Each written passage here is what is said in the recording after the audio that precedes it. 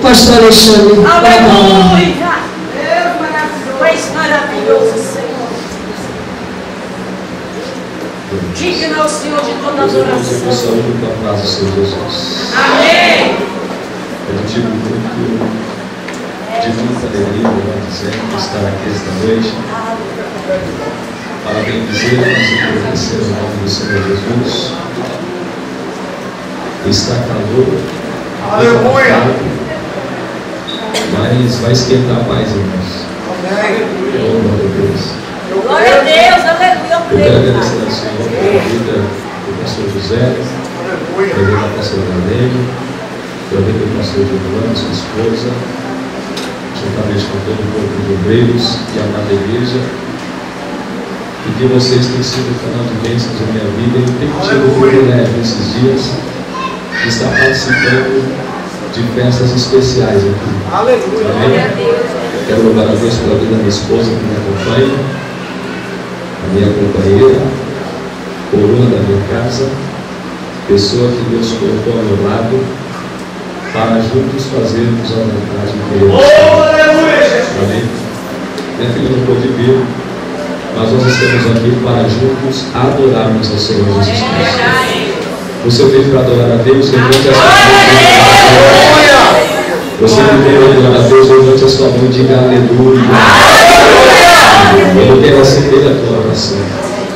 Então durante a palavra vai ser um diálogo. Deus fala contigo, você fala com Ele, respondendo os seus pensamentos e também glória a Deus e aleluia.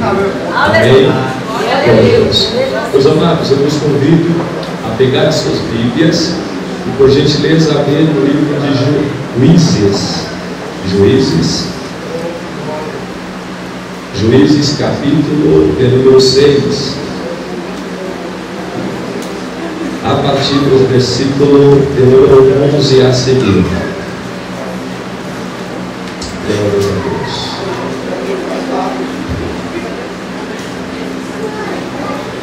Glória a Deus. Quantos já encontraram o texto sagrado, digam amém. Amém! Gostaria que todos encontrassem para que juntos possamos fazer uma leitura e você possa levar na tábua do teu coração essa noite a palavra de Deus gravada nele. Amém? Amém? Amém! Versículo número 11 a seguir, que diz: Então o anjo do Senhor veio e assentou-se debaixo do carvalho que está em Ofra, que pertencia a Joás a Biasmita. E Gideão, seu filho, estava malhando o trigo no lagar, para o salvar dos midianitas. Então o anjo do Senhor lhe apareceu e lhe disse: O Senhor é contigo, homem valoroso. Mas Gideão lhe respondeu: Ai, Senhor meu, se o Senhor é conosco, por que tudo isso nos sobreveio? Ele é feito de todas as suas maravilhas, e nossos pais nos contaram, dizendo: Não nos fez o Senhor subir do Egito? Porém agora o Senhor nos tem desamparado. Porém agora o Senhor nos desamparou e nos deu nas mãos dos midianitas. Então o Senhor olhou para ele e disse: Vai nesta tua força e livrarás a Israel das mãos dos midianitas. Porventura não te enviei eu? E ele disse: Ai, Senhor meu, com que livrarei a Israel? Eis que a minha família é a mais pobre em Manassés, e eu menor na casa de meu pai. E o Senhor lhe disse: Porquanto eu hei de ser contigo, tu ferirás aos midianitas como se fossem um só homem. E a igreja gloriosa diz amém, glória a Deus. Tome os nossos assentos, meus irmãos. Obrigado. Glória a Deus. Olhe para cá, por gentileza. Meus irmãos, a palavra do Senhor nos mostra que o apóstolo Paulo, em 2 Timóteo, quando ele pastoreava a igreja de Éfeso, em sua primeira carta, no capítulo 1, versículo 15, ele falou: Timóteo, a palavra de Deus, ela é fiel e digna de toda a aceitação. Tem uma continuação desse versículo, mas é bem interessante meditarmos na primeira parte desse glorioso versículo da Sagrada Palavra de Deus, porque nós nunca deveremos deixar de dar ouvidos à Palavra de Deus. Nós nunca deveremos em um culto estar dispersos quando o Senhor quer falar conosco, porque pasme você, eu vou dizer uma verdade para a igreja. Em 1 Coríntios capítulo de número 14, versículo de número 9, está escrito acerca do ajuntamento da igreja, porque a igreja de Cristo não é as colunas desse santuário. A igreja de Cristo não é os blocos que fundamentam a fundação desse santuário terrestre e humano. Não. A igreja de Cristo somos eu e você. O próprio Jesus falou: quando reunir 2 ou 3 em seu nome, ele se faria presente no meio dos tais que se reunissem em seu nome.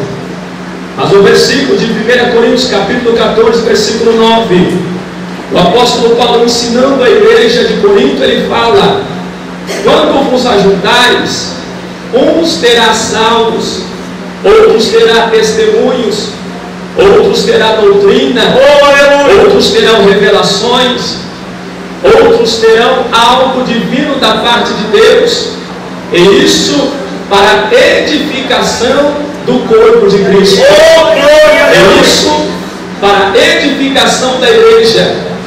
Então, neste primeiro plano, o Espírito Santo de Deus chama a tua atenção para ouvir aquilo que Ele tem para falar com você nesse presente momento, porque amanhã nós não podemos apontar para Deus e falar: o Senhor não me orientou, o Senhor não me auxiliou, o Senhor não me ajudou concernente a isso que eu estou passando.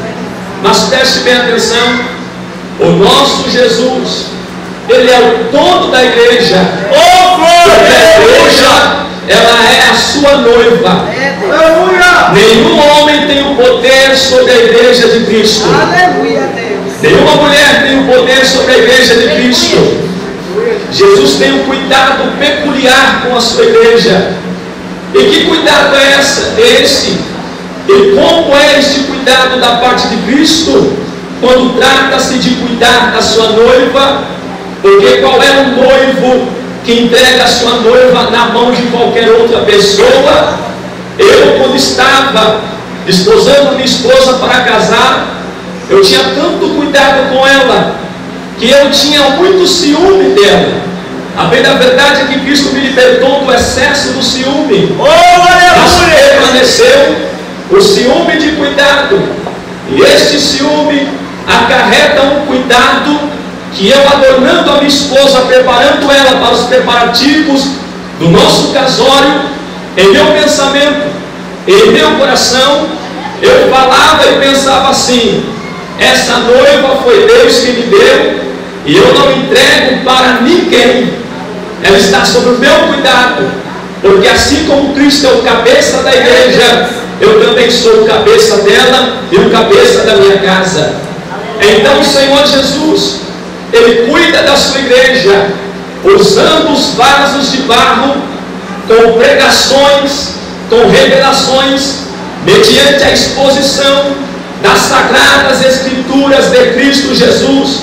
Esta Bíblia aqui, que não é um mero livro, é um livro divinamente inspirado por Deus. Então, se você vem na igreja, canta salmos, mas não ouve a palavra, o seu culto é incompleto.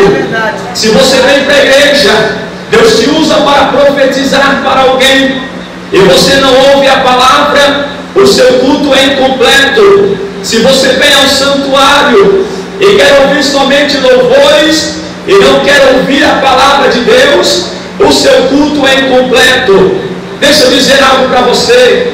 Não é para te chatear, não é para te deixar em uma posição de desconforto. Deus cuida de você, falando contigo pelo intermédio da pregação da palavra de Deus. Como é que você sabe os caminhos do Senhor? Meditando na palavra. Como é que você sabe o que Deus quer de você? Meditando na palavra. E como é que suscita a sua fé, que também acarreta a esperança, para que você venha vencer as adversidades do dia a dia? E quando vier um urso, um leão, e também um gigante, que foram os adversários de Davi, quando Deus estava forjando o seu caráter, ele tinha fé plena em Deus. Mas como é que ele tinha plena fé em Deus? Porque ele confiava no Senhor. E como é que eu vou ter fé em Deus, igreja? Romanos capítulo 10, versículo de número 17. A fé vem pelo ouvir, e ouvir a palavra de Deus. Eu vou dizer algo para você. Gálatas capítulo 1, versículo de número 8. O apóstolo Paulo ensinou na igreja da Galácia. Ele fala as seguintes palavras: se porventura descer um anjo do céu e pregar outro evangelho que não seja este, que seja anátema. O único evangelho verdadeiro é aquele que prega Jesus. O único evangelho verdadeiro é aquele mediante a palavra. E é mediante a palavra que você vai obter a sua vitória.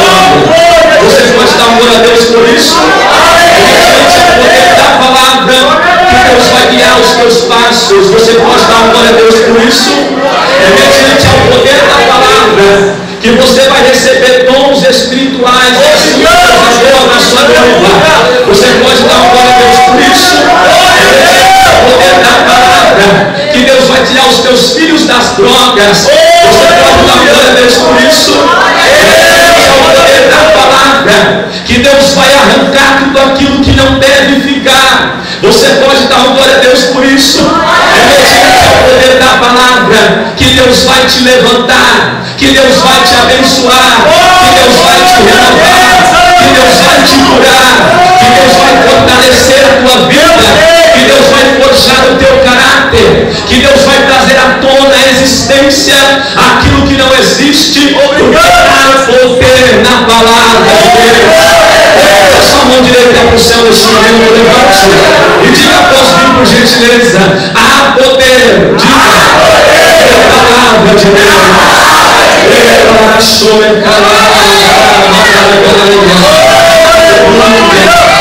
Aleluia. Irmãos, nesse contexto que meditamos nesses versículos de Juízes capítulo de número 6, a partir do versículo de número 11 em diante, a Bíblia vai nos mostrar uma forma, um modo, uma circunstância, em uma ocasião, que Deus se revela para Gideão. Gideão, ele está malhando trigo no lagar, em um vale que ficava em Ofra, uma terra de Israel. A Bíblia é clara ao dizer que ele prega o seu trigo, ele vai amassar no lugar aonde se deveria amassar uvas. Mas é interessante que neste contexto de desespero, porque ele precisava esconder o seu mantimento dos seus inimigos, ele está ali fazendo o que estava ao seu alcance, para que ele não viesse perder o seu mantimento. Mas é interessante, meus irmãos, que Gideão, fazendo o que estava ao seu alcance, o anjo do Senhor aparece para ele, se agradando da sua postura, se agradando do que ele estava fazendo, se agradando do seu posicionamento, indiferente da situação em que ele estava vivendo. E quando o anjo do Senhor aparece para Gideão, ele fala: o Senhor é contigo, varão valoroso. Logo, da parte de Gideão, vem o questionamento: se de fato o Senhor é comigo, porque todo este mal nos sobreveio? Eu ouvi dos meus pais as histórias dos nossos descendentes acerca de como o Senhor trabalhava estava no meio do seu povo e das maravilhas que o Senhor fez aparecer no meio do seu povo. Mas o Senhor continua falando para ele: vai nesta tua força, porque livrarás a Israel da mão dos midianitas. E é interessante, meus irmãos, que Deus ali faz uma promessa para ele: porventura eu serei contigo, porventura não te enviei eu, vai nesta tua força, porque livrarás a Israel da mão dos midianitas. E você vai contra os midianitas e vai ferir os midianitas como se fossem um só homem. Mas espera aí, irmão Alexandre, por que estava acontecendo tudo isso na terra de Israel? É simples, a Bíblia nos mostra, a partir do versículo 1 do capítulo 6, porém, os filhos de Israel fizeram o que era mal aos olhos do Senhor, e o Senhor os deu nas mãos dos midianitas por 7 anos. Você discorrendo o livro de Juízes, a igreja amada vai perceber em sua meditação que Israel errava, Deus levantava alguém para puni-los como disciplina, depois Deus levantava alguém para livrá-los, e novamente Israel cometia novos erros, o povo de Israel cometia novos delitos. Mas é interessante que nesta ocasião, o povo de Israel, fazendo o que era mal aos olhos do Senhor, a Bíblia mostra que Deus entregou Israel na mão dos midianitas como disciplina durante 7 anos.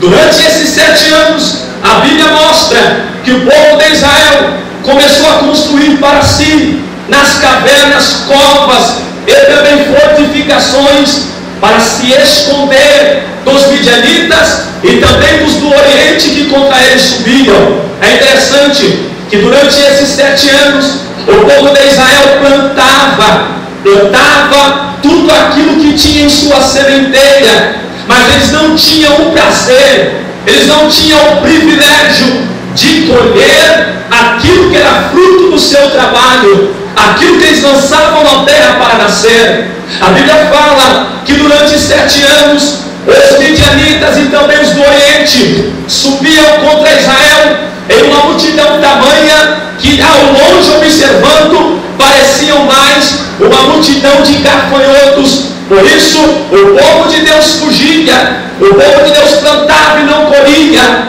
E quando os midianitas vinham contra eles, a Bíblia nos mostra que os midianitas não deixavam nem bois, nem ovelhas e nem jumentas, e não deixava absolutamente nada. A situação de Israel ficou tão caótica, a situação de Israel ficou tão opróbrio, ficou tão deprimente, que no versículo de número 7, a Bíblia diz claramente: e sucedeu que, ou melhor, no versículo de número 6, Israel empobreceu muito pela presença dos midianitas. Então os filhos de Israel clamaram ao Senhor. A situação era tão ruim, a situação era tão deprimente, era tão deplorável, era tão caótica, que Israel, a terra e a nação que adorava um Deus que é o dono do ouro e da prata,